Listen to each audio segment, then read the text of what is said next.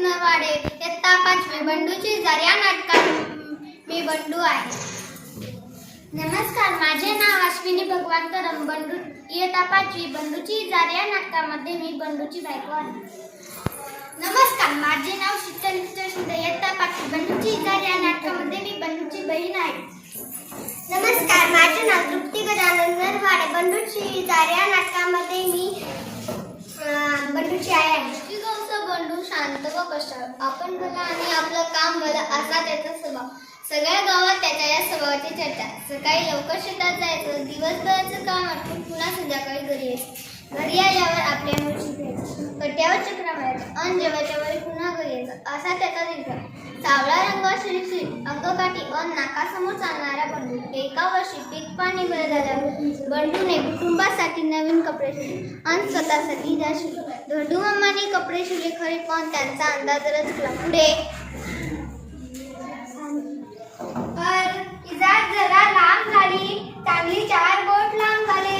आता पुन्हा धोंडू मामाकडे जायचं म्हणजे अगं इजाज जरा 4 बोट कापून घालतीस का? ओ सकाळी सकाळी आणि काय आहे, जेवण बनवायचे, निकाच्या शाळेत जायचे, मला नाही जमणार. सुबे इजाज जरा 4 बोट कापून घालतीस का? नाही दादा, मला केवढा अभ्यास केलाय, आता कॉलेजची वेळ होईल, तू आईला सांग की. आई इजाज जरा 4 बोट कापून घालतीस का?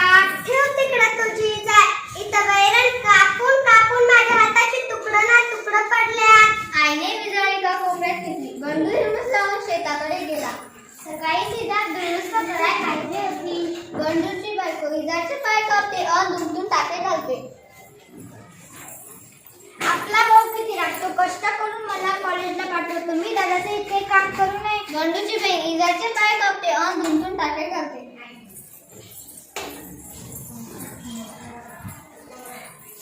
उगीच हे कसले पोरा घरे, एवढा रागतोय पोरगा. बंडूचे इजाचे बोट कापते आणि 4 बोट दुमदूम टाके घालते. आपलं काम आपणच केलेले बरं. बंडू इजाचे बोट 4 बोट कापून टाके दुमदूम घालते. सगळेजण आश्चर्याने पाहतात. मी इजाज 4 बोट कापली. मी पण. अगं बया, मी पण. आणि मी पण. सगळे खळखळ हसतात. धन्यवाद. Clap, go.